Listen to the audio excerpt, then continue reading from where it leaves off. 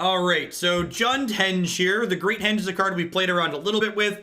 I've liked this archetype in general against everything except the green ramp decks that we've been playing. Getting your payoff Oko'd feels really bad. Against the non-Oko aggro decks and control decks, I feel like this archetype has a lot of the tools that you want to see to keep up in those matchups. This build has a small red splash for Bonecrusher Giant and Domri's Ambush. We've also got some Lucky Clovers here to double up all these adventure cards. Notably doubling up Murderous Rider, super powerful, just like double murder is pretty good. Why are there more Lucky Clovers in the sideboard? Where do I want more Lucky Clovers with this deck?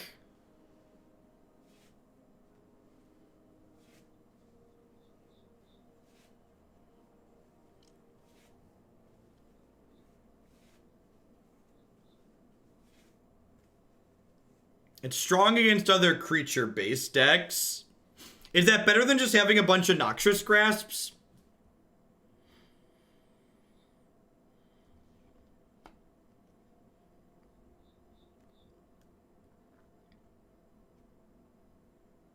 I feel like in the creature matchups, I just like to Doomblade people. So I'm just going to make that change.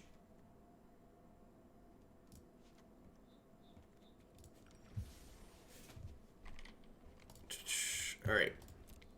Let's dive into some games. I had to wait 10 minutes to defend my statement. I never claimed to be essential. I had previously said in here, I'm a libertarian and I hold some get out of here.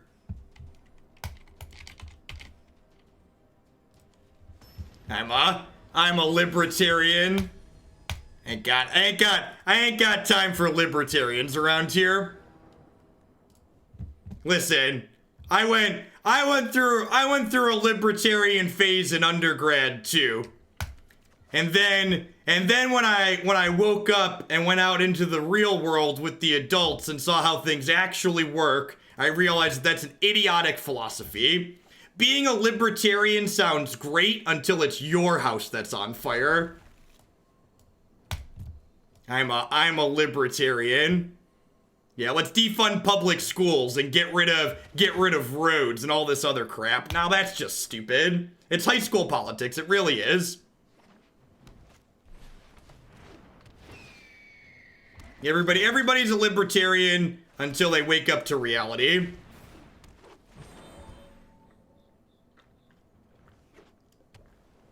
Libertarian's a lot of letters to say failed Republican.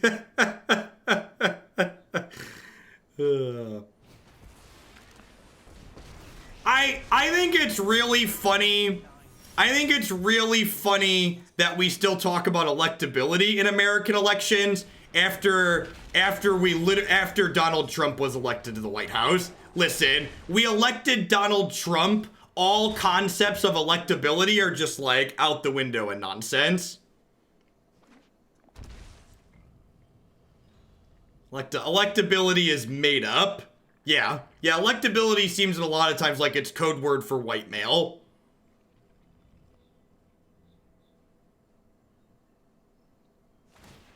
I think you may be strawmanning my people, libertarians. All I'm gonna say is, nah, my summary covers it before. Being a libertarian sounds great until it's your house that's on fire. I think is a really elegant way to put it. It's the someone else said it's the screw me, I got mine, you don't need yours philosophy. It's a philosophy that's completely devoid of the ideas of empathy and compassion.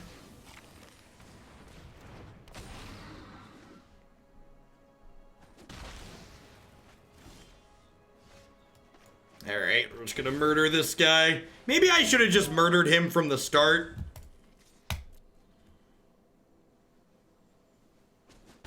It's possible I should have just murdered him from the start.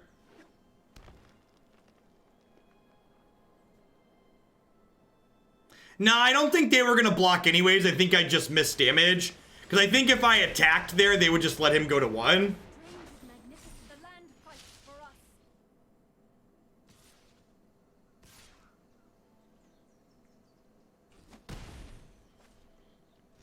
the basic idea of being libertarian is the government should do as little as possible. Do you know who the government doing as little as possible for favors?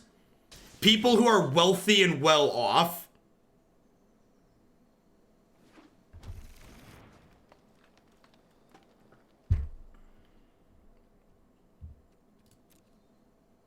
To say that libertarianism isn't devoid of compassion and empathy,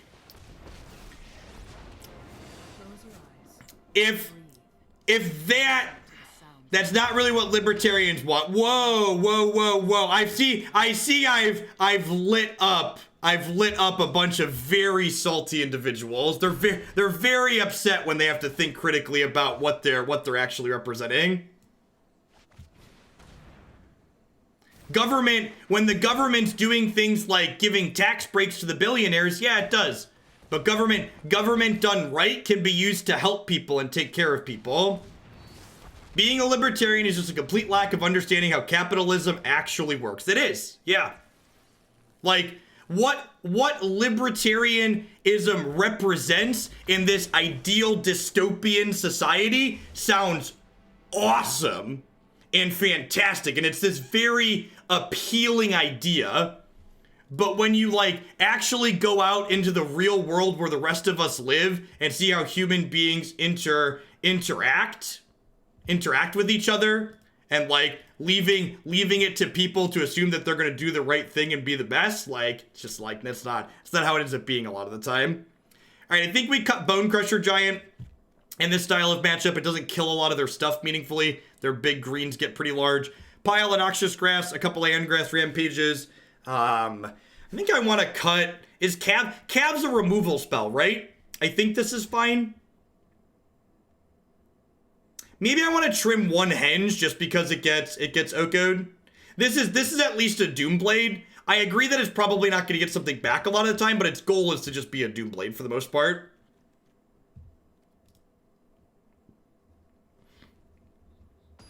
Yeah, the idea that bad businesses go out of business so they'll self-regulate is nonsense. That's just not how reality works.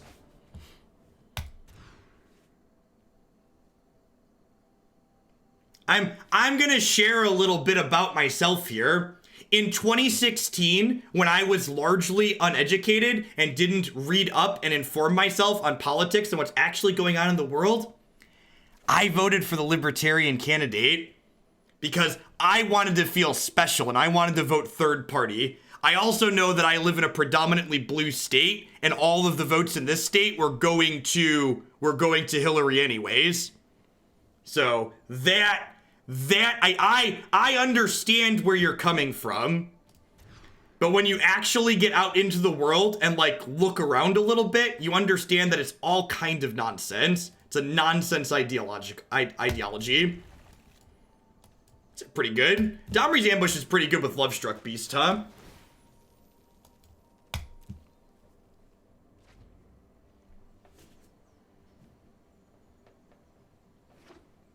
To be blunt, every pure or extreme political spectrum, communism, capitalism, libertarian fails when it encounters real people. I agree, Pelly.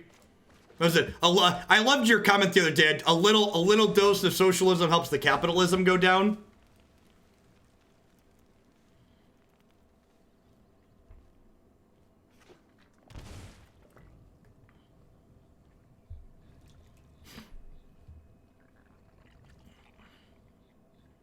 There's a reason why they say education has a liberal bias, or my favorite extreme of that, reality has a liberal bias, because when you live in the real world and you see what happens to things and people, it's like, yeah.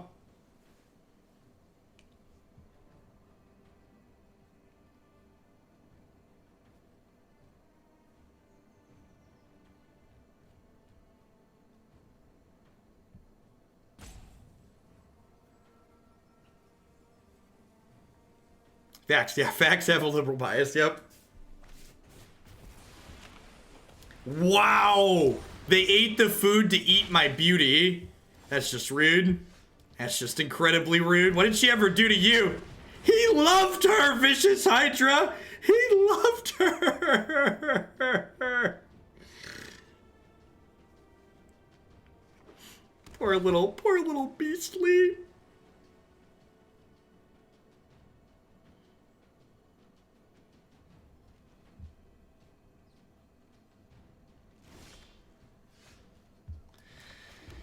I probably was supposed to cook the goose last turn, honestly.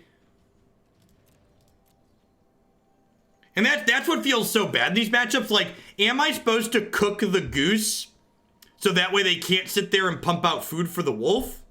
Like, it feels like that's the reality, right? Like, I'm supposed to just kill this? They didn't make a food at the end of turn there. Do they have an Autumn's Veil? Or do they have an Autumn's Veil? Veil of Summer, whatever it's called. Will do, Rage Harder. I appreciate that.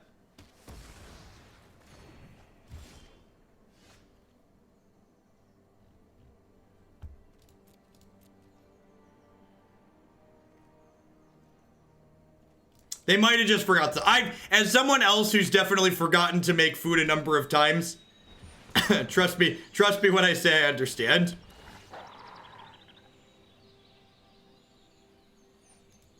I did not, Manted Man. I've not, I don't really have enough experience with that game to really build decks. As I've gotten higher into the ladder, the aggro decks I was playing and working on started feeling like they were bad.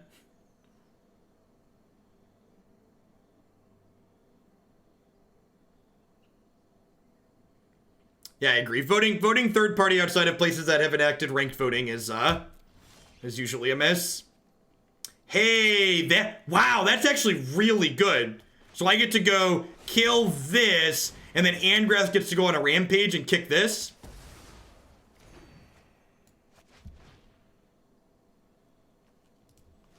Get around the food. We ain't afraid of the big bad wolf. Veil does save it because this targets the player. So if they have a Veil here, whips and chains excite me, chat. Whoopsh, whoopsh. Now, we dropped those viewers before we started talking about it, Troll. We've been down for a little bit. And we always drop viewers when decks rotate, too. So we'll build back up a little bit. But I keep an eye on things like that.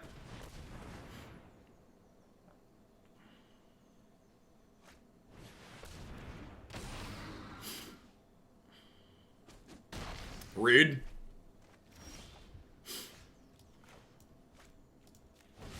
It was a good animation. Yep. Yeah, I always had the viewer count up on one of my 3 monitors so I could take a peek, track trends, notice things, etc. Tuesday, I'm actually surprised it took us this long to fall under 2,000 viewers. Tuesday's usually one of my lower view count days. So the deck someone had submitted as Jund Adventure Sivo is actually this deck that we're playing right now. So I relabeled it because it's not really an adventure deck similar to what like Croquis and those have been playing. It's definitely closer to a Henge deck. So I labeled it as such. Is this the last deck of the day? Yeah, probably gonna take it easy today because I'm planning to do 12 hours tomorrow regardless. Because tomorrow night is the E-League thing.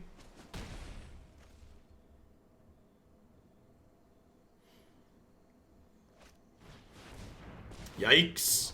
Alright, if we draw an untapped land here, we can ride or murder this. So that's like something. And then that gets us up to 3 points of power, which makes us a 6-drop. So another land lets us cast it, I suppose. I already have double black. I don't have triple green. I'm going to have extra green from that. I guess I'll get a black source.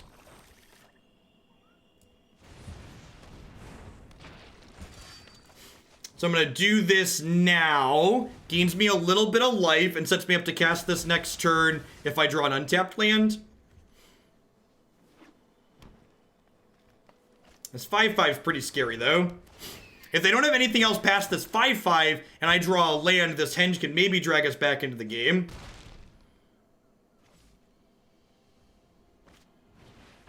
Okay.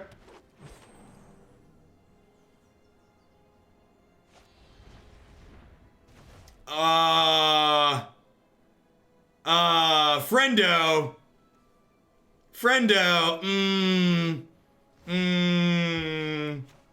There was a pause there, like they realized their mistake. There was a pause there for a moment like, oh no, I've made a terrible mistake.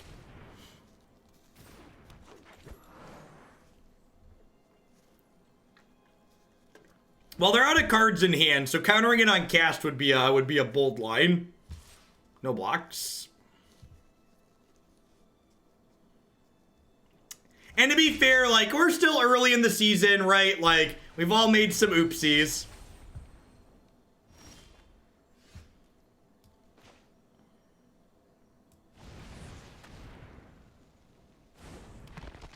So, with this draw, it means we're just a land draw away from, Henge. A nice thing here is this covers us from a Nissa or an Oko to a degree. Our health total's a little low, though.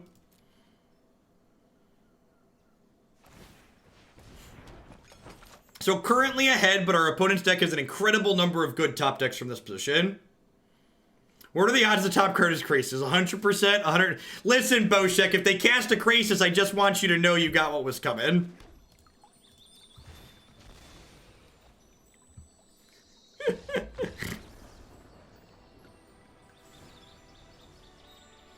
What was that concession? What was that concession?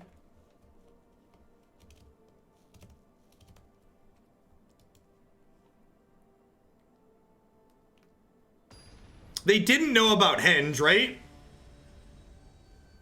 I don't know. Maybe they were just ashamed that, like, they unsummoned their thing and they were like, let's go to the next one where they're on the play.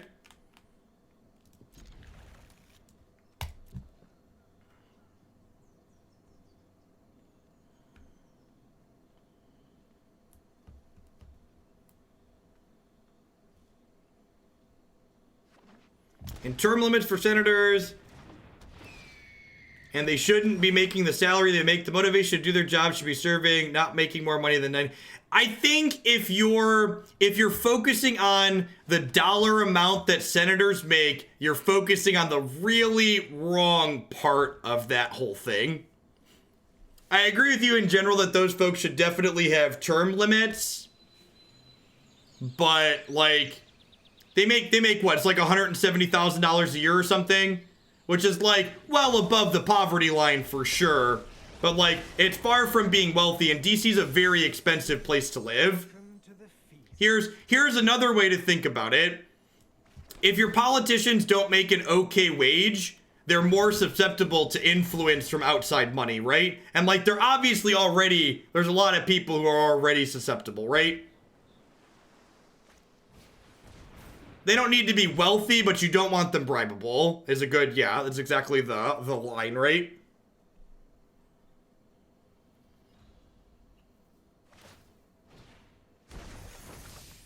Surely you must be famished.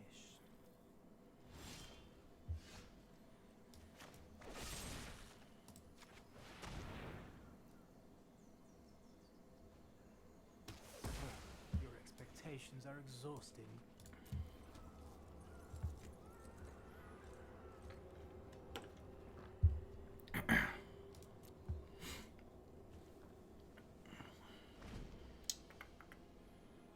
This 3 mana make 2 food good. I mean, if they have the big bad wolf, it is. All right, this game's gonna be all about how many payoffs they have, right?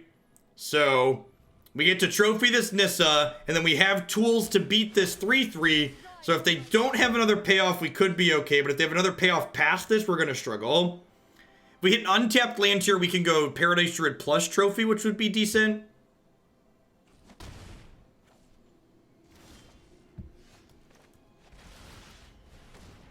They have a counter for this, we're probably dead.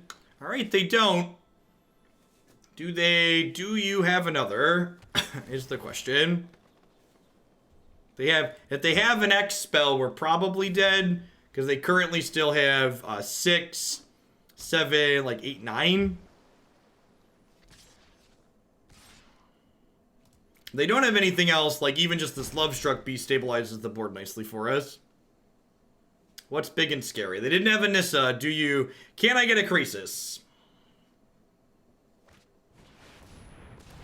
Yeah, it's unfortunate. Yeah, we finally hit a land. And I guess this can attack and play defense, but we're just gonna lose the race to this in the air at the moment. I guess Cavalier of Night If these are bricks, Cavalier of Night next turn sacrifices the beauty to kill the Krasis, which is like not nothing.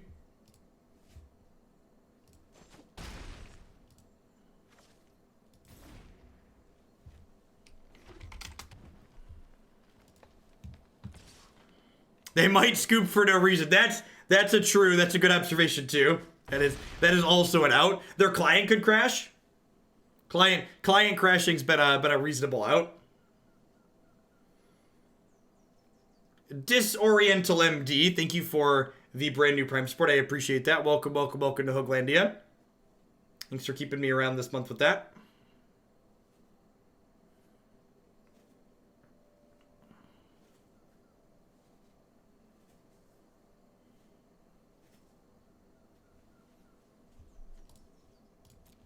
All right, what do we got? What a reasonable Magic product that released. Listen, Moto's been released for a long time. This is not a surprise to anybody who's been around in Magic for a while. So are we trading here? Okay. If that's their play, that bodes well for us. Obviously, they should have done that pre-combat, though. Okay. Don't stroke me.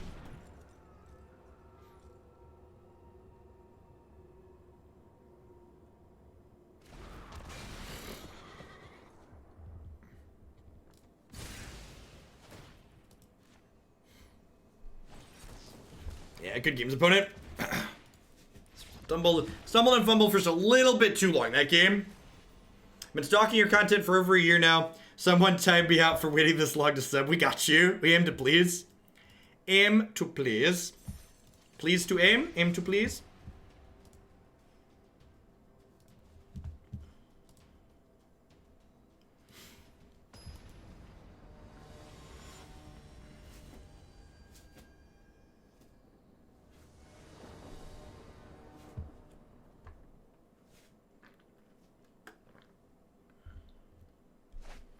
I did cut a land. There's 24 lands. I think 24 lands with 4 Paradise Druids is plenty.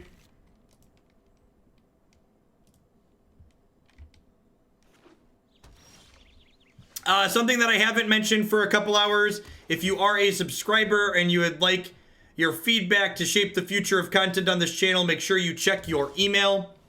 I sent out my quarterly subscriber survey last night. If it's not in your email or your spam box, you can hop on into the subscriber Discord server to get a direct link to it there. Just a Google form. All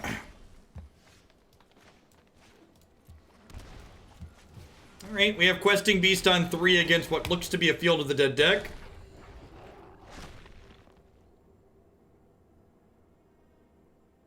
I am able to email you through Twitch, so Twitch should have sent you an email. Sometimes it goes to spam boxes, though.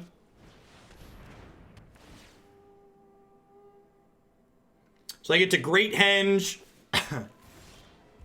Ooh. Huh? I think I just Great Henge plus Lucky Clover here, huh?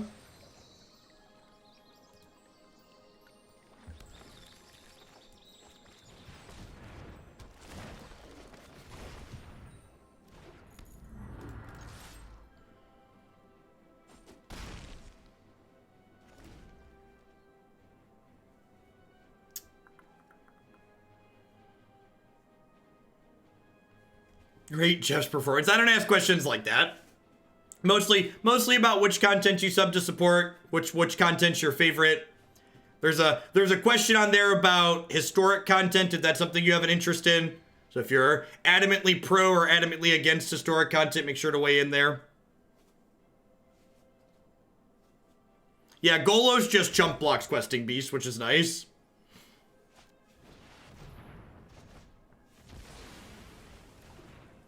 Guess who's back? Back again. Beast is back. Tell a friend.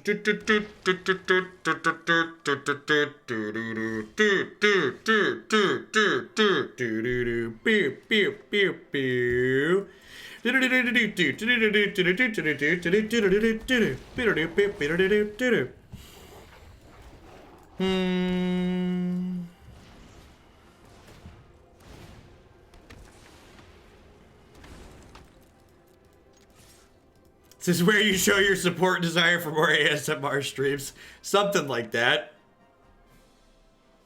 What is your quest? I seek the face.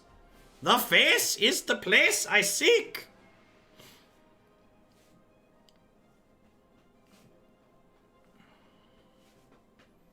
Get to like Bonecrusher their face next turn, which is great.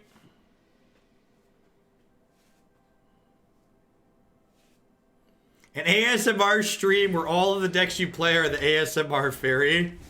So that's an idea. Bonecrusher is indeed ready, chat.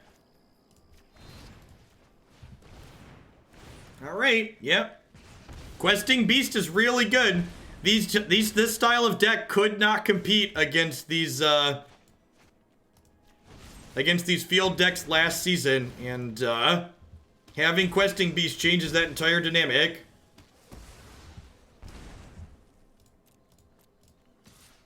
Block this. What happened to Underlords and TFT? Are they still popular on Twitch, but not with your audience? The fan for those games has died off a little bit. There's still plenty of people playing them. For me personally, the kind of enjoyment I was getting from playing them kind of died off. As I spent more time playing those games, kind of the less interested I became in them. Being good at those games requires a lot of memorization, and I'm not a big fan of that. It's not quite, Ceratops actually probably pretty good here, right, for random haste stuff. Clover's probably kind of medium here. Yeah, let's try this. Yeah, Vengeance is an interesting way to clear zombies out.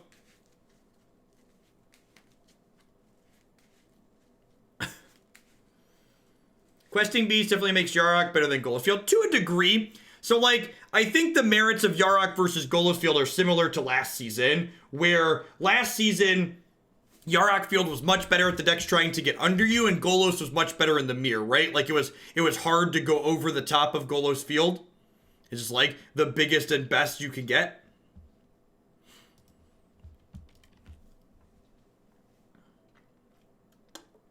Is the opponent an MPL player? I think so. I'm not 100% though.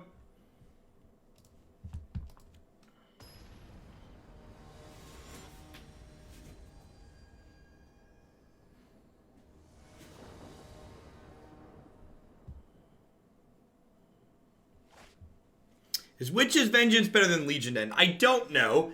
Probably not in this matchup, but maybe in some others. Like against Knights, for instance, it's probably better.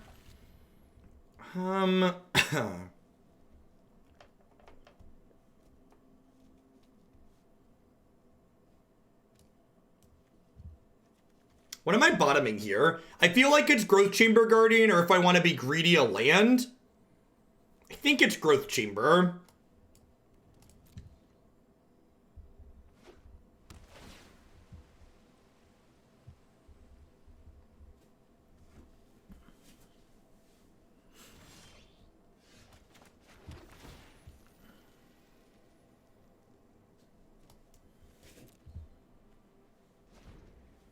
Yeah, we want a Druid on 2. And then if we don't hit an untapped land on 3, we might just play Lovestruck Beast as a 5/5, so that way we can Great Henge on 4.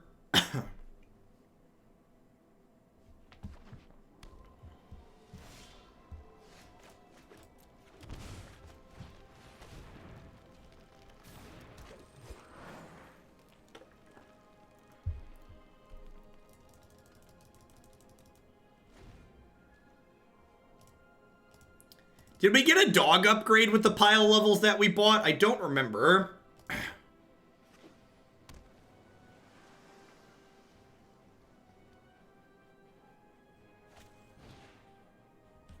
Once upon a time, there was a... Crash is a fox. Okay, fair. Sorry to mislabel you, Crash. It's at level 90, okay. Oh, right, because there's more levels this time, right? There's like 120 levels or something silly.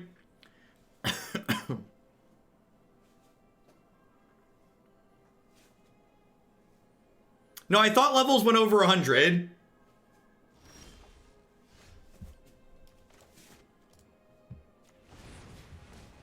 Can I get, like, counterspelled?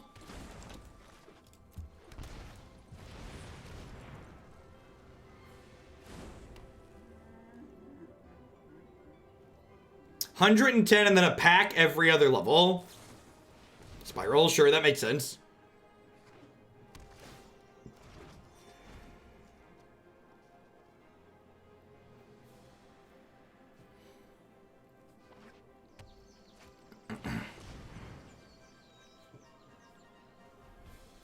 All right, so they got some zombies here.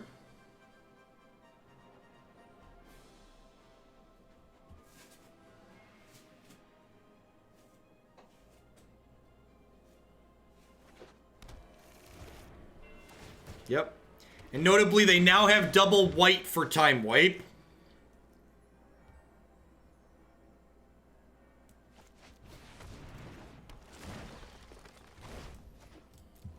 I'm gonna smack them for 5 here. I don't think it's really worth. They'll probably chump block. Really? Okay. So no chump block there is good for us because it implies that they're not time wiping, right? Because if they were about to clear the board, they would just chump block because they're going to lose their zombies anyways. Yeah, I'm just going to do this now before I forget.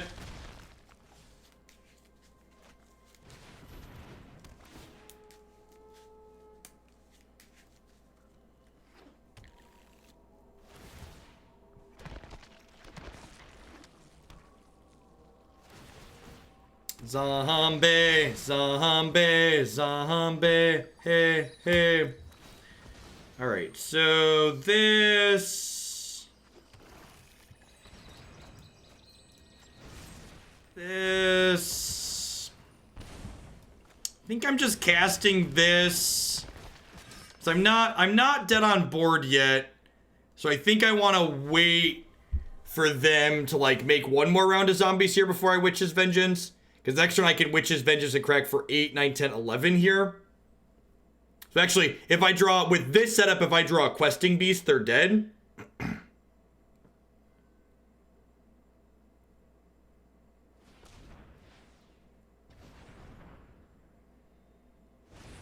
Oh, is this a zombie? Oh, that's such a tilt. Yeah, this seems more medium than, what's it called? That's a 10-10. Well, I mean...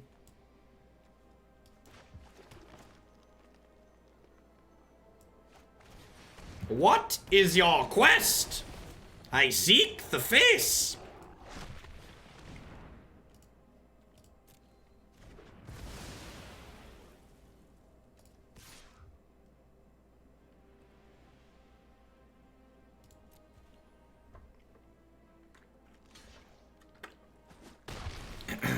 So, every land drop they make from here on out makes 3 2/2s, though. So unless we draw another Questing Beast, we're probably still dead. Woof.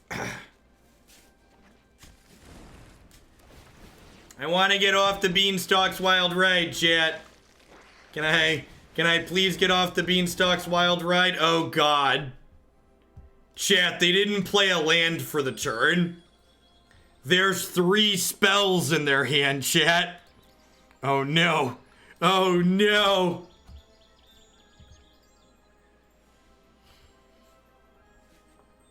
Don't worry about it. Everything's gonna be alright. We need another shrubbery.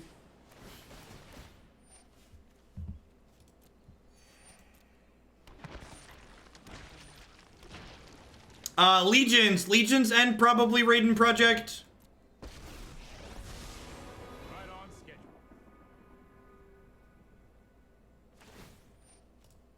Are we dead? Oh, I've done. I'd like to believe I could draw Questing Beast. I'd like to believe I could draw Questing Beast.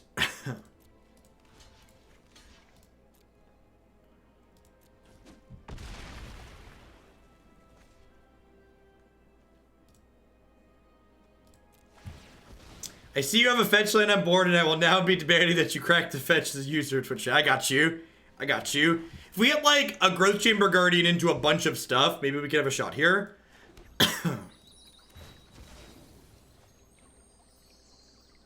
Because I could hit another 1/1, and then that 1/1 would unlock both of my 5/5s, which is appealing.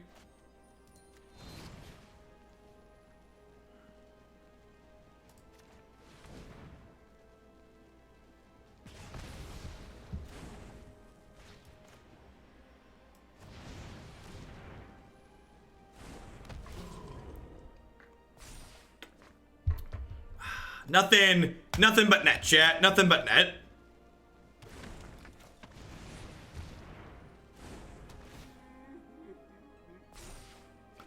Ooh, buddy. If there was a way to get out of this, I feel like it starts like this, huh?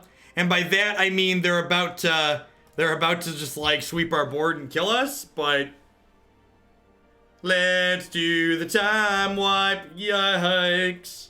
Alright, so it's just like 12 zomboys. No big deal where I come from. 6 zomboys. That's way less than 12. It's way less than 12.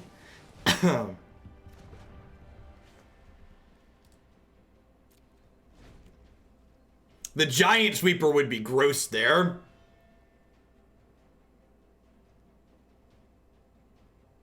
Did you know that only one giant has reach and none of them have trample? Figure that out. Seems like an oversight.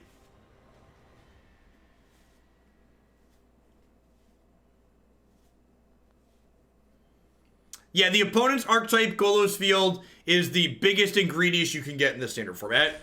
If you're looking to go over the top of people, their deck is the choice.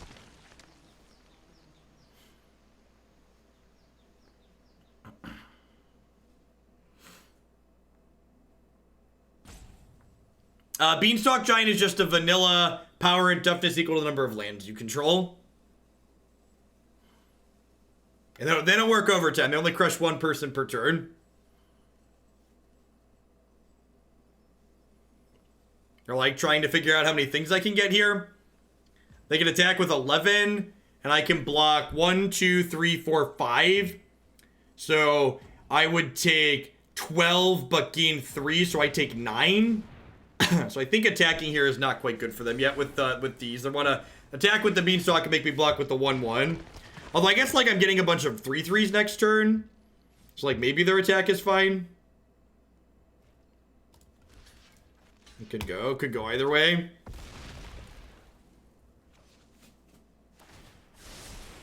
Don't worry, I got this.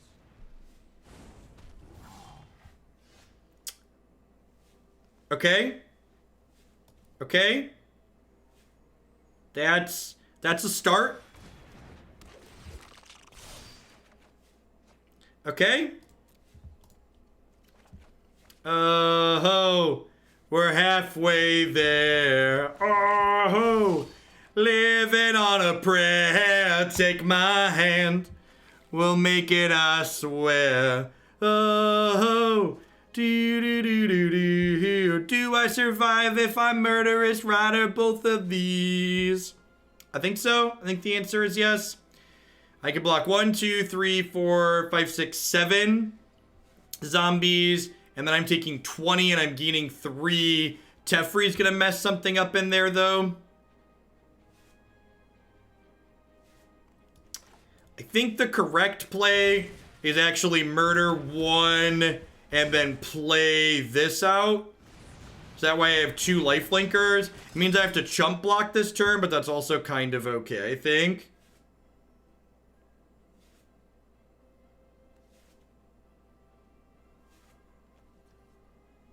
I just haven't done website updates, chat. Long days, all that jazz. I have to get artwork commissioned too. Do I want to play Growth Chamber Guardian out? I don't think so.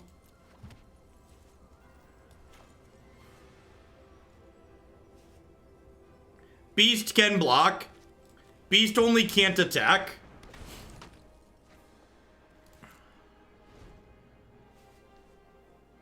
Beast can always block. Beast wouldn't be a playable card if it couldn't always block. Let's try this. It's an interesting decision to bounce.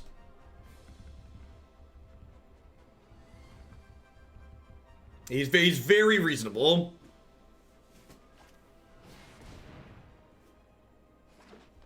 So we have one more way to clear zombies. We were also only played one questing beast this game, right? So if we hit a questing beast next turn, we can like kill Teferi and attack through. I mean, I think his bounce is kind of irrelevant. Like, if they bounce the Murderous Rider, I get to reuse it, and bouncing Murderous Rider doesn't kill me because I have two of them. Yeah, this board state's kind of wild. Great Henge, like, it can grind. Like I said, I think it's the Oko ramp decks that mess us up the most. These non-Oko ramp decks don't seem that bad for us.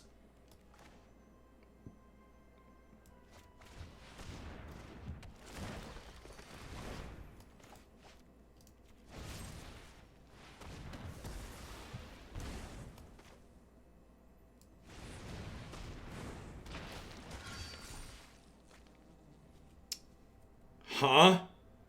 I don't have enough mana to double up Bonecrusher Giant yet, though, huh? Because I only have one more after this. I think I'm just supposed to Bonecrusher Teferi here. To keep him from drawing... Yep, let's just keep him from drawing another card. I think we just stomp here. Hey, that was uncalled for.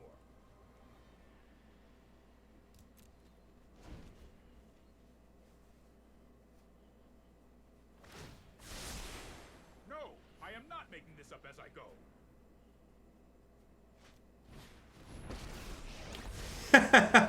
Fair. Stand by and watch. Annoying, but fair. Please go up. Please go up. Please go up. Please go up. Please go up.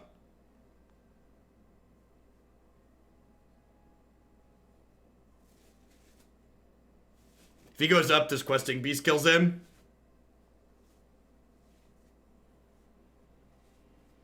So, like, they can attack with 23 zombies. I have 1, 2, 3, 4, 5, 6, 7, 8, 9, 10 blockers, even if they get rid of one of these.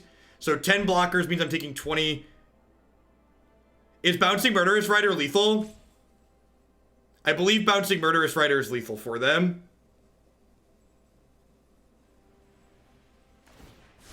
I think they are exactly lethal.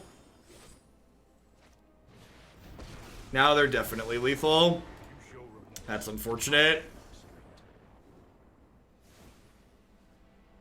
I couldn't tap Dryad to double stomp. Lucky Clover cost 2. My land for the turn was tapped.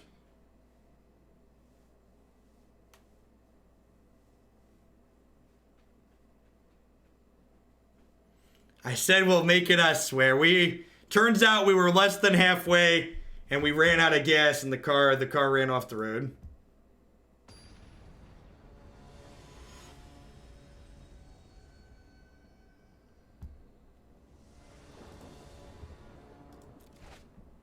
It was a good game of Magic, to be fair. Yikes, this game might be less good.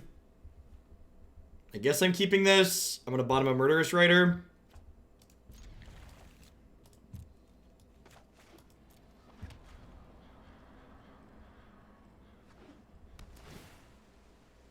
Yeah, I agree, Marty. Against, like, Knights, this card's way better. I feel like unless Knights is really popular, this probably isn't the card I want to play.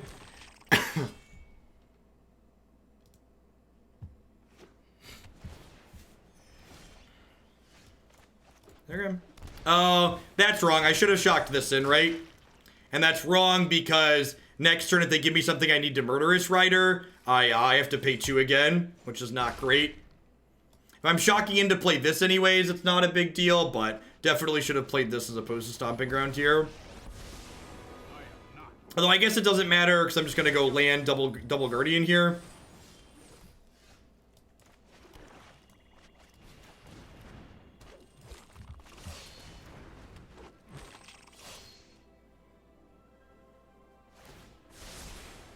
Here we go.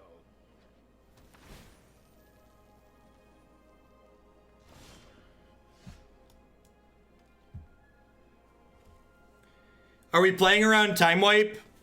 Can we afford to play around Time Wipe this game? I don't think we can.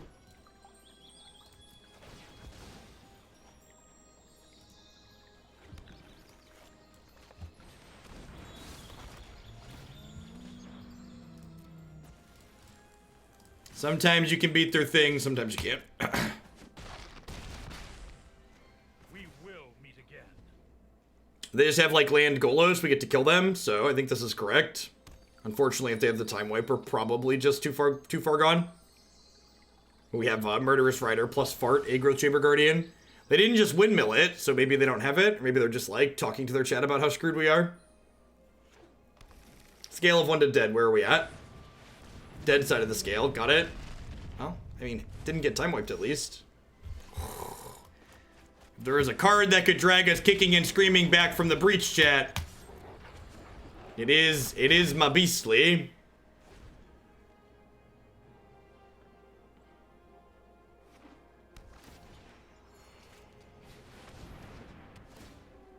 My beastly and I go way, way back. I do love the Beastie Boys.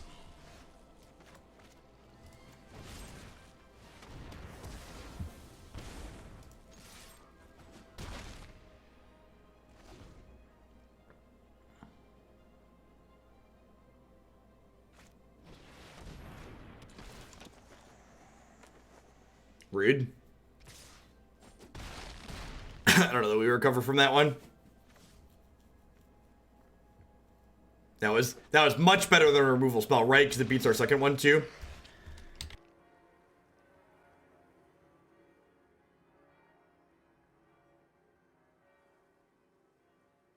Untapped land was actually lethal there, right?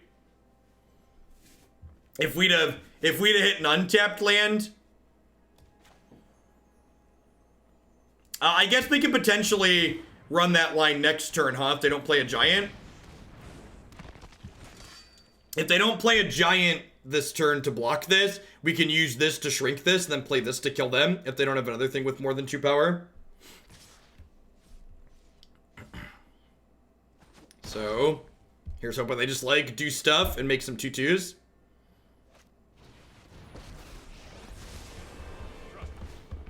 Thank me later. I've got time.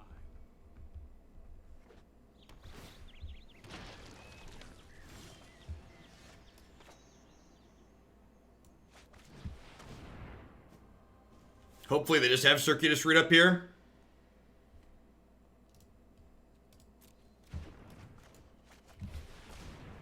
Survey says.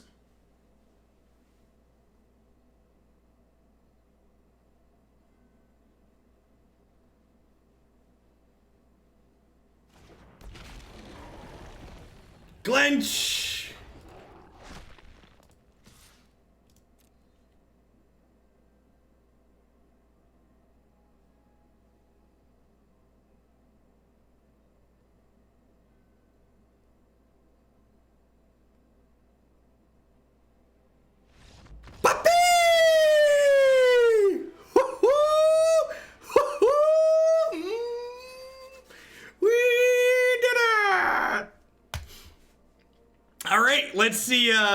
Let's see Legion's End do that. Talking about Legion's End versus not. Talking about Legions have some good, clean Magic the Gathering right there. Some good, clean Magic the Gathering. Questing Beast, ooh ha ha.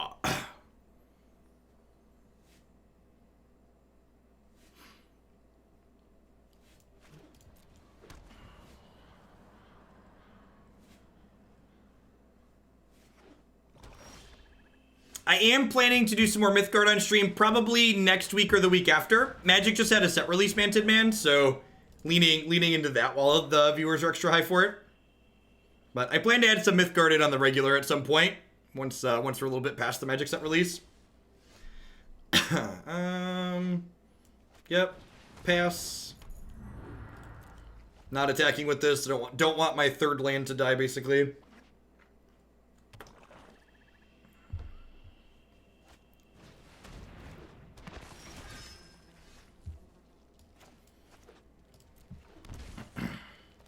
I'm shocking that in because it lets me double Bonecrusher this turn.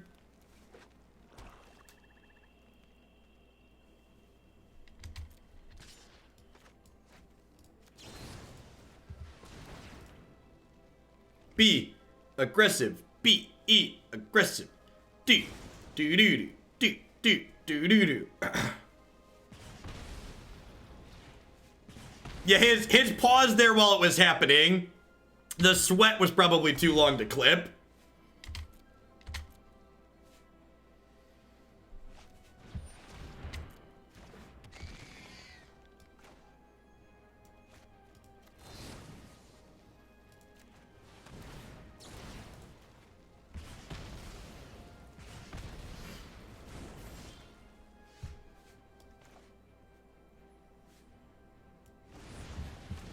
Alright, I'm gonna start attacking now, since I don't have mana up this turn.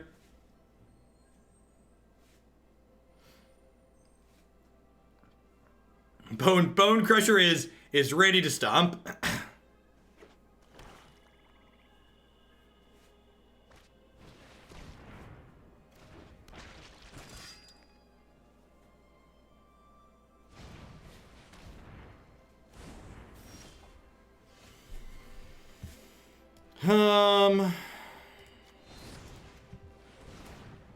Alright, Bonecrusher, ready up. I think I want to just play another Paradise Druid here.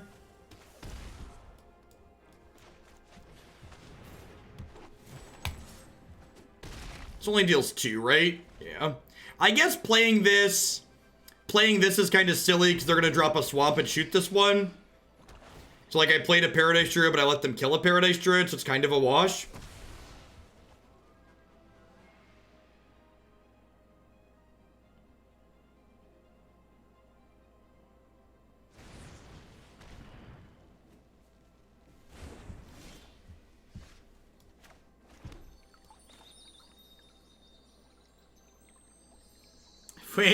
If we make Bonecrusher bigger, he hurts us.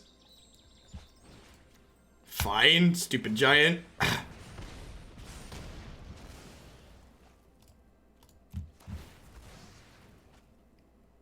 Why do you have to be so stompy, Bonecrusher? Why?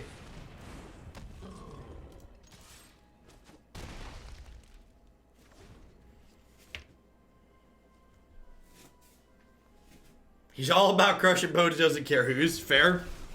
So, you're dead on board? I guess they could have land 1-drop. I should kill the Liliana, right? Alright, sure.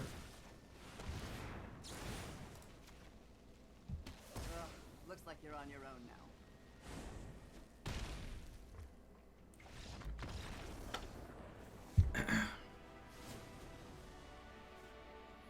Gotta kill the Planeswalker. I think Ceratops is probably good here as just a 5/4. Domri's ambush seems a little bit medium. I'm gonna leave the trophies in and this seems fine. Thought I was gonna make you target the Bonecrusher for a second. Nah, it's fine. Yeah, so if you have Clover out and they only have one thing you want to kill with this, and you target the same thing twice, you're gonna lose your creature. Because the adventures only go to exile if they resolve properly, and if you shoot the same thing twice, the copy resolves first. Oh, Veil. Yeah, Veil's probably pretty good, huh?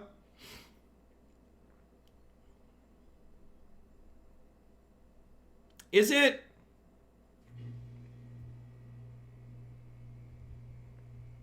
How much actual removal did they have? Like, they played Liliana. Did they play any other actual removal? They seemed like they were more creature-based, right? Yeah, they must have Murderous Rider. I'll bring in 2 of these for the 2 Lucky Clovers. That seems fine. They almost certainly have 4 Murderous Riders, right? It's like one of the payoffs for being in black in this format. A good chance they have Priest. Okay. Noxious Grasp post board. Yeah, that's real.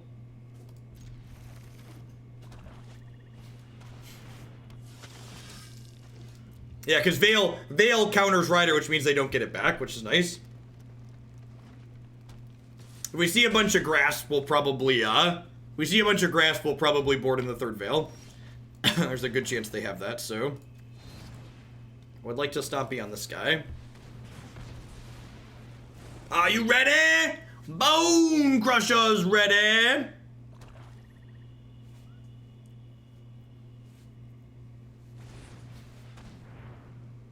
Rude. It's a good solid curve here.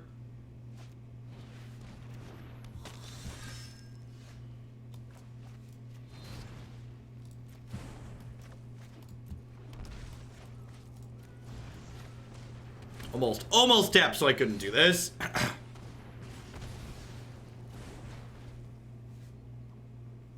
I played against Mono Black Discard last night. The person's username was Pox Life. I can't make this up. God bless.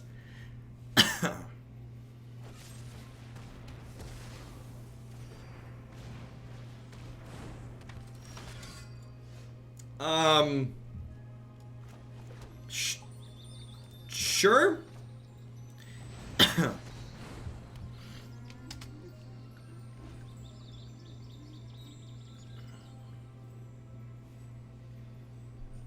So I played Lovestruck Beast rather than Ceratops here, even though Ceratops was more mana efficient, because I think since they killed my 1/1, they're just going to leave this 5/5 here, so this is more likely to live than this, and this enables my henge.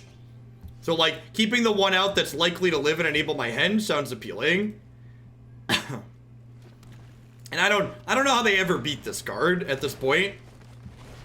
I'm glad we played another henge deck today. The matchups we hit earlier today were like kind of disappointing with this deck and tough. I think this archetype definitely struggles with the big green ramp decks in the format. I think it's fine in general. I think there's plenty of other places where it's more than reasonable.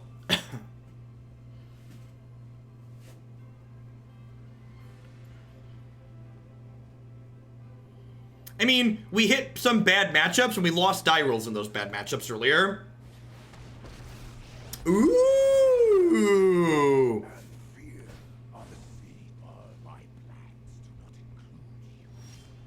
This can't block, right? So we're just like, henge to the Electric Boogaloo. Make a 1/1.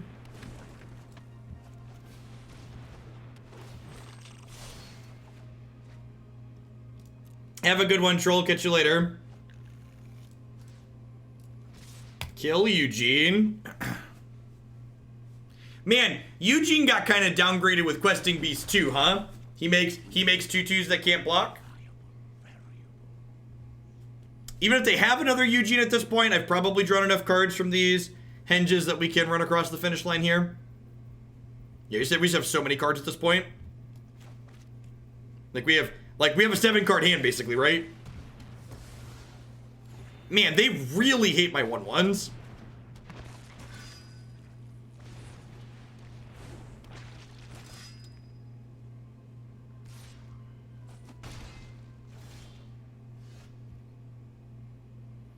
Yeah, I've seen another number of people playing the Innkeeper builds. They seem neat.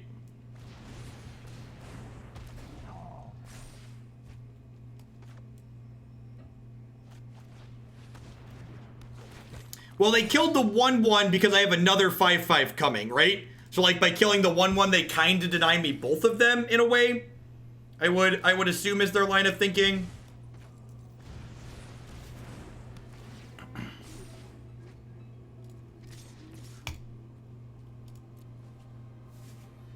But yeah, I agree. I'm just trying to explain their line of thinking. I think in general you should be killing the 5/5s.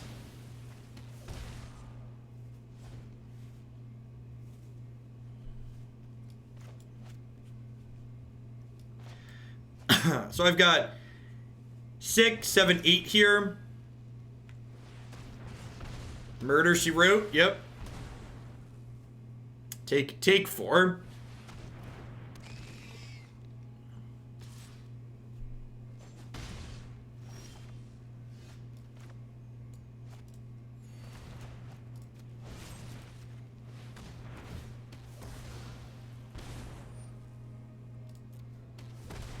So let's do that. Let's Lovestruck Beast, make a 1/1. Let's shock this in, play this, haste this, smash you. Yep. Yeah, Henge is very good against these control decks. And it feels like it can realistically hold its own in the field of the dead matchups too, just on the back of Questing Beast being very powerful. Yeah, I agree. All Night, super, super strong.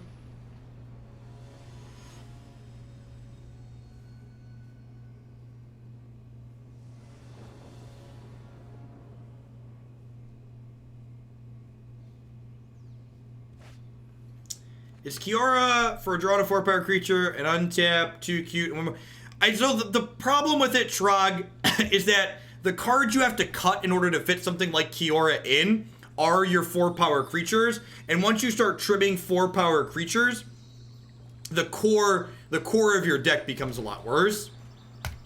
Shield Maiden, I believe, is Ashazizzle, who's another member of the F2K team that I'm on. I believe they were invited to the upcoming Mythic Championship.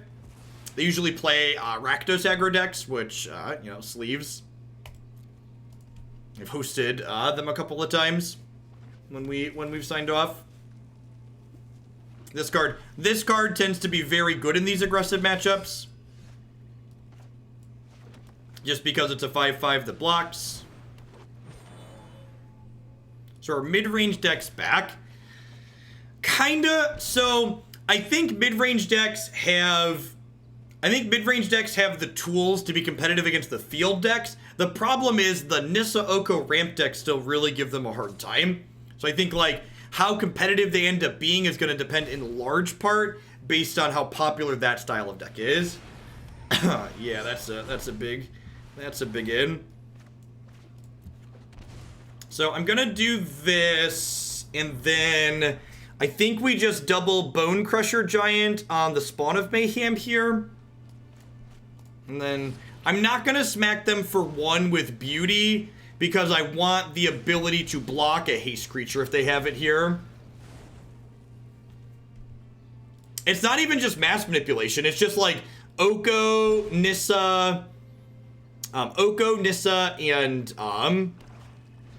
like the other tools like those. Man, this Bonecrusher Giant's about to be real good. Wicked Wolf is very tough to beat.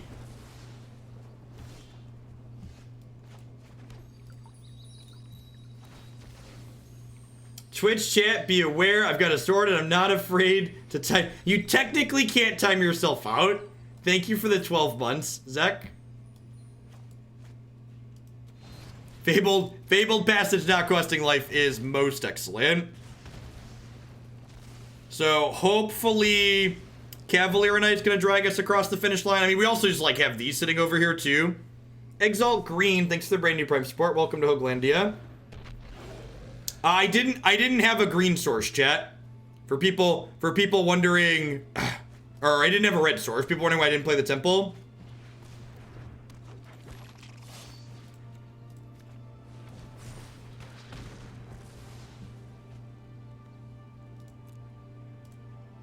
How do we submit feature requests to Twitch?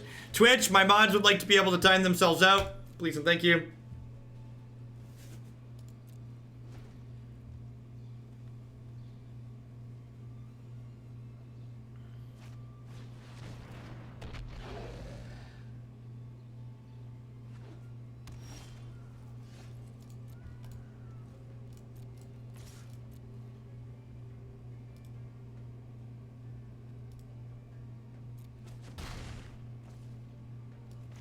I'm just gonna do this to get my life flinker down. I'm gonna sack this one. Oh, that was dumb. Sacrificing that lets her kill this, but they're not beating the 4/5, so it doesn't matter. Veil of Summer is good here. They're gonna have a bunch of Noxious Grasp out of the sideboard. I think I want to just take my curve and drag it down.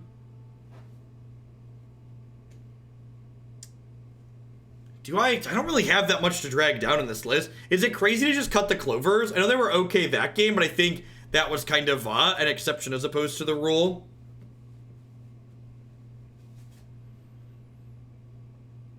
Oh yeah, Hushbringer is really good against the Aristocrats deck. Stops all the death triggers. Maybe Questing Beast is a trim. That can drag my curve down a touch. Yeah, I think I want to leave in all the Great Henges just because this card gains us a bunch of life. Nah, I think I'd rather cut QB than the Henge. Henge just gaining 2 a turn sounds phenomenal.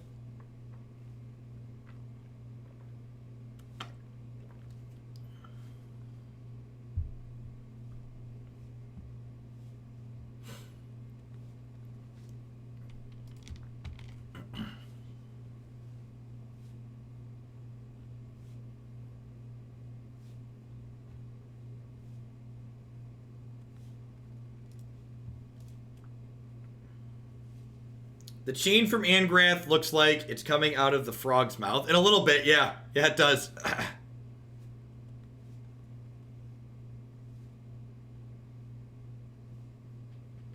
Yeah, but we're not always going to have, like, the Clover looked really good there because we had a bunch of Bonecrusher Giants. We're not always going to have a bunch of Bonecrusher Giants, right?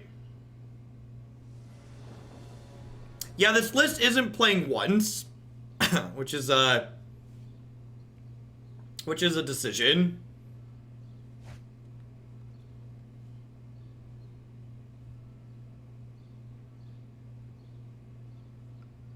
Deckmaster was showing new cards today. It did finally get updated.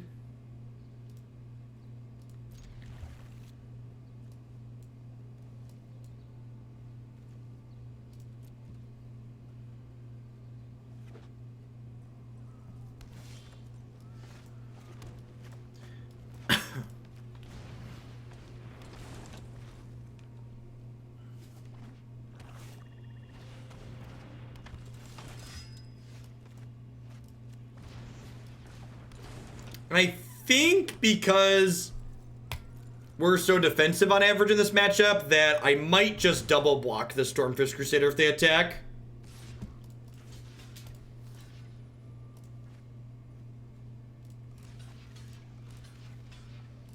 I can't double block this like this. Look at this. Look at this release ready product. Look at this release ready product.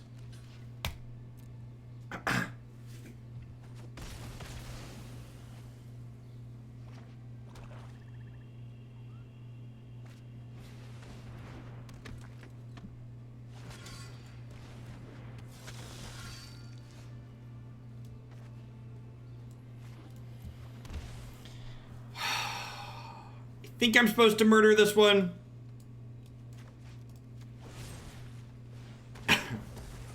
They have to pump this twice, theoretically, to get past this. Unless they give it a counter this turn.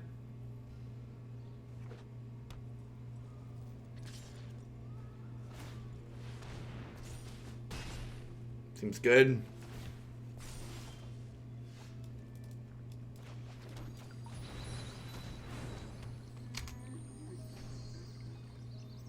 Yeah, you have to block them one at a time. You can't do the multi-block trick. Hopefully they play Murderous Rider here. Devil, sure. Grasp me. Grasp me. Do it.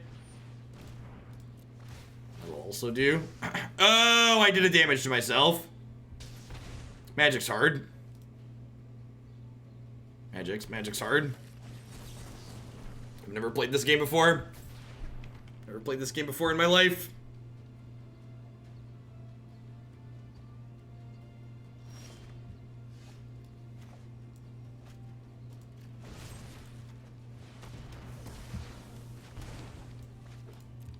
We're bluffing by not fetching. Yeah, something like that. It's just strictly correct to fetch there, right?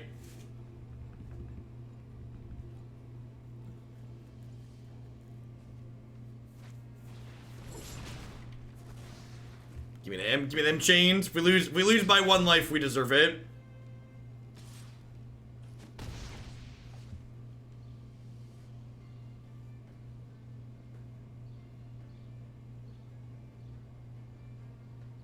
It's like a real fetch land, chat. Remember, that was by more than one. It didn't matter.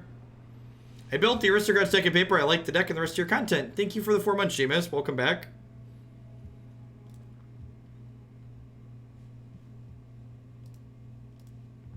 Yeah, technically, in actuality, though, it's like, pretty medium play.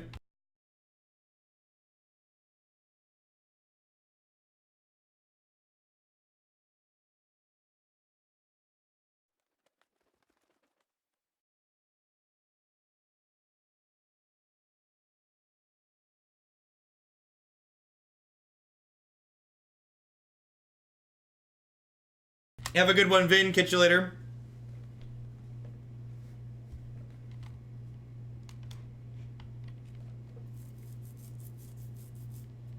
Yeah, probably should have just fetched before I played the beast, right? I think is the ideal setup.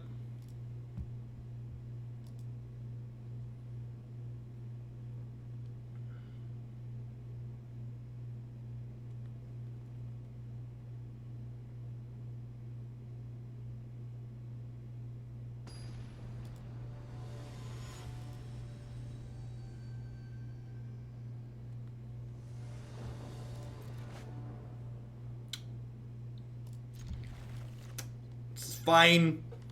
Double Henge is like kind of like a mulligan, although Angrath's Rampage does kill it. We played a red Black Knights deck a couple of times that I really liked. It's a little bit bigger than the Mardu list that we played, but I also think it's very reasonable.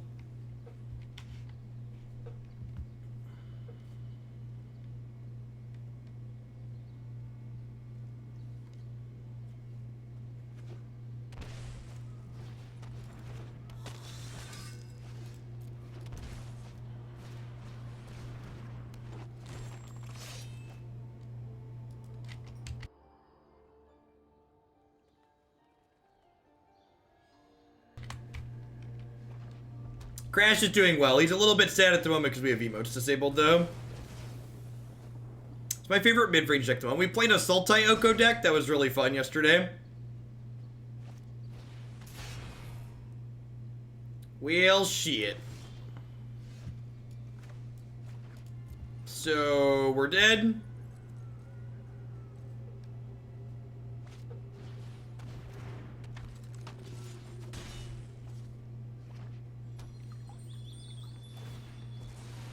The Grixis deck was awesome.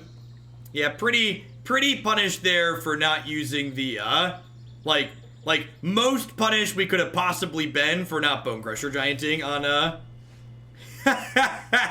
yeah. Oh, magic. How we doing, folks? While I'm restarting the client, I would just like to say good morning, good afternoon, good night to everybody wherever you're at in the world. Thanks for hanging out here today. If you're a new viewer, my name is Jeff Hoagland. I'm a full-time streamer and content producer here on Twitch. I'm here playing Magic 30, 40, sometimes even 50 hours a week. If you enjoy constructed Magic, this is definitely the channel for you. We play a ton of different decks here and usually change decks every 60 minutes to 2 hours. You get a lot of variety in this stream every day. As always, love to give a shout out to my sponsors. I wouldn't be here day in and out without their support, so thanks to all of them for keeping me employed, as well as my wonderful subscribers, such as the Vitamin String Quartet, who creates unique instrumental string arrangements of everything from Zelda to Zeppelin, and they would love to underscore your next gaming session. You can find them streaming now on services such as Spotify and Apple Music. BCW Supplies, only ones I trust to protect my paper trading cards using code HOAGLANDIA at bcwsupplies.com. You can save 10% on sleeves, binders, deck box, and all sorts of other fantastic gaming accessories there with them.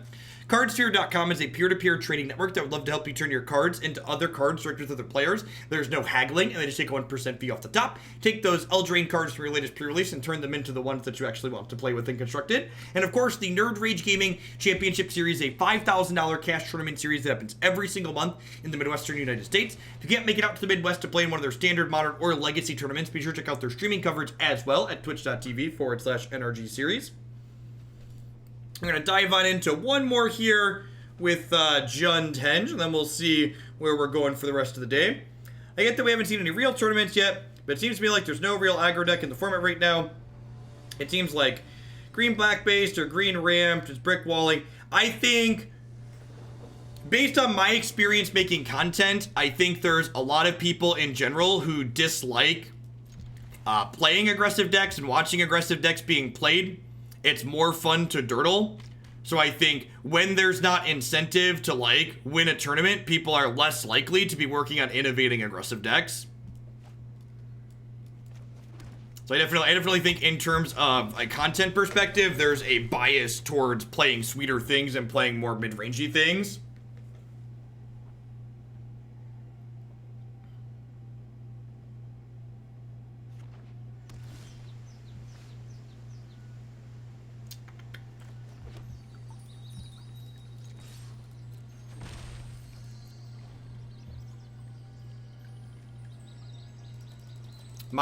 My general baseline assumption is that aggro decks are always, I don't know, a made-up percentage better than the representation, but just based on what people like to play, and that mid-range and control decks are some percentage worse than the representation based on what people like to play.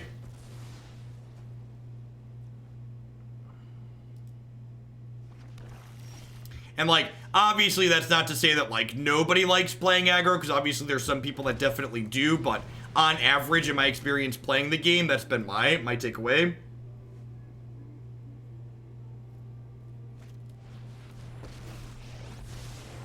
Let's slow this down. That's unfortunate. Oh, I've done the hero thing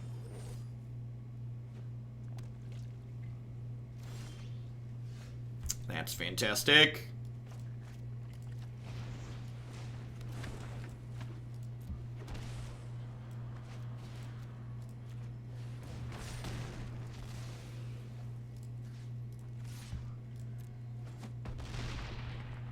That didn't go according to plan.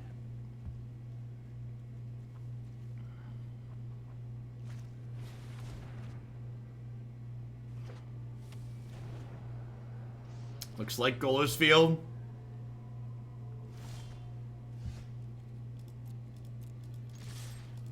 Yeah, the whole bot got reset -3 Karn. Still waiting to hear back from the person in charge of it. They're going to be able to recover anything.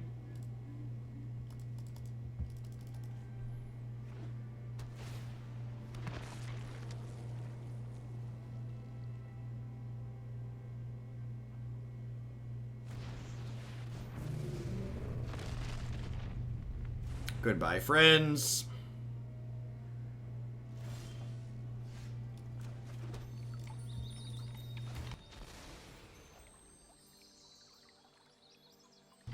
I think I want a 4th black here, so that way regardless of what 6th land I draw next turn, I can murder something and play the knight. Generally, what do you want Cavalier to hit when sacrificing? It depends on the matchup, Sunshine. It also depends on, like, what you have in play to sacrifice. Like, if you have creatures that kind of suck in play, like the bar for what you're willing to sacrifice to kill is lower.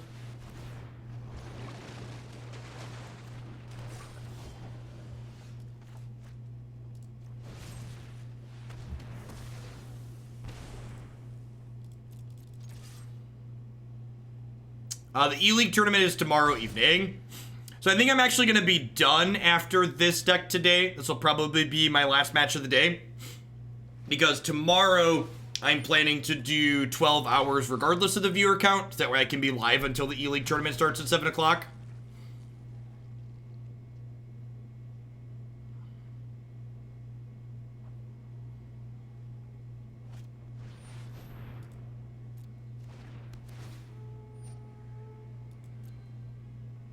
Decided to get into standard with this format because Eldraine is sweet. I'll only really be able to play F&M events. I want to play something sweet but still competitive.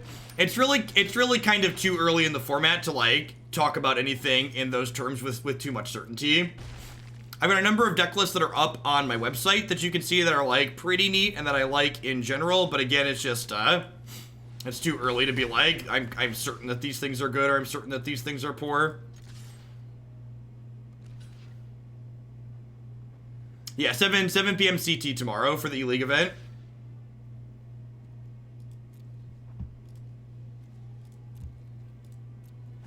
Terramorphic Expanse, you've been upgraded to Fabled Passage. Thank you for the Prime support, I appreciate that. Welcome to Hoaglandia. Well, outside of drawing a questing beast next turn, we're probably dead here. We played a Grixis deck that was a lot of fun today. If you're into kind of Grixis mid-range control, it was playing the Alliance card. We played a Sultai Oko deck yesterday that I had a lot of fun with. I'm going to be replacing the blue... blue-red Alliance list on my website with the Grixis list tonight.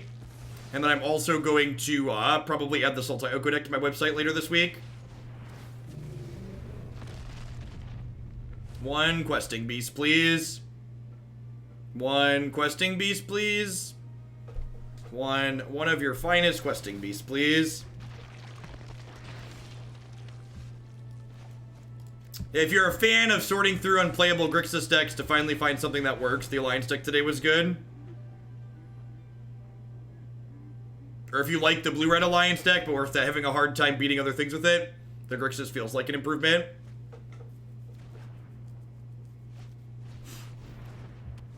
Alright, this one's a little too far gone. Not having access to Once Upon a Time definitely makes us a bit worse in this style of matchup. Just because we don't have as many ways to,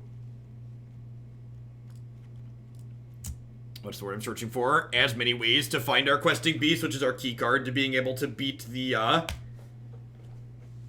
Field of the Dead matchup with these green mid-range style decks.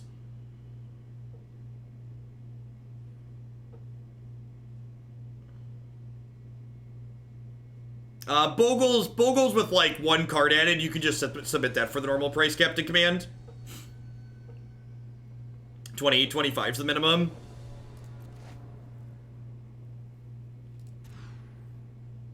Yikes. Rough last match. Okay.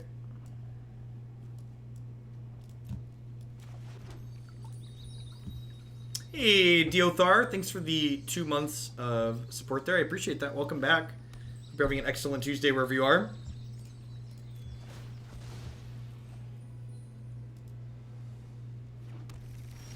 Hey, Gundam Goku, thanks for the support. Abzan Wolves, 4-color Wolves with Oko. Got it. Sounds good. Thanks for keeping me around.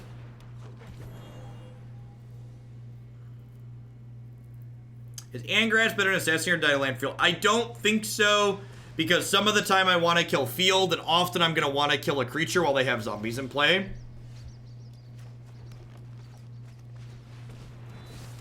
I've rejected 7 Dwarves twice now. I don't think that archetypes... Early in the season, I try to stick to building decks that I think could potentially be competitive. So I'm gonna pass on the one that's definitely a meme for now. Because, well, it's definitely a meme.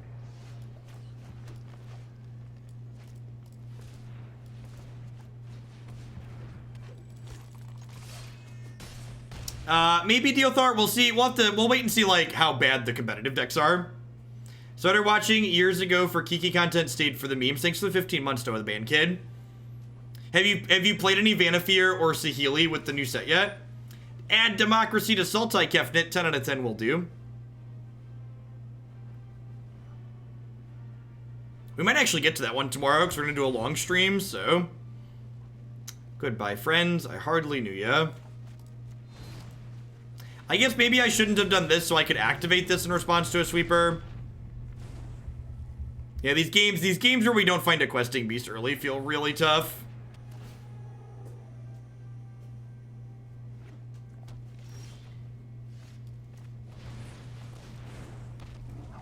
Like, they haven't even hit a field this game, just like the lack of haste creatures.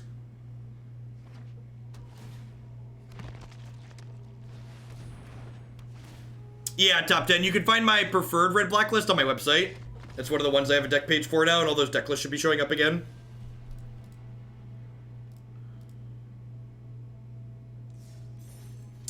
I don't know how I felt about this one. And as a whole, I like the black-green henge archetype. Domri's Ambush was actually pretty good a number of times. Lucky Clover felt pretty underwhelming. I feel like just doubling up these effects wasn't really worth it a lot of the time.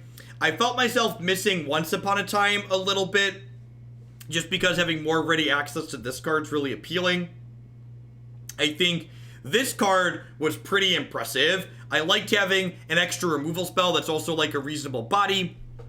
Getting back Bonecrusher and Lovestruck Beast was pretty reasonable. In the straight green black shell, this could get back Regisaur as well, which seems decent. So I think this might be a card I'm willing to explore in the green black shell perhaps, but as a whole, the whole Jund color, I felt like adding the red didn't really add that much meaningful stuff to the archetype overall. Field decks seem like the deck to beat, but it seems like you just have to play a different field deck. I don't think that's strictly true. I think we've had a good time. So, for example, this Sultai Oko deck felt very reasonable against it. Like, Once Upon a Time to consistently find your questing beast, and then some counter spells out of the board go a long way.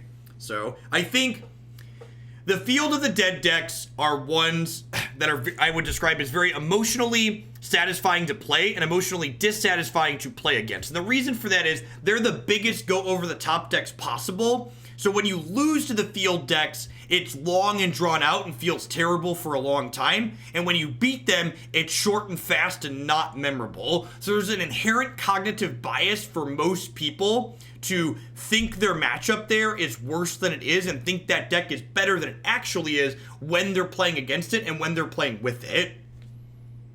If someone is interested in playing field these days with stuff like QB in the meta, do you think it's worth it to put cards from their deck?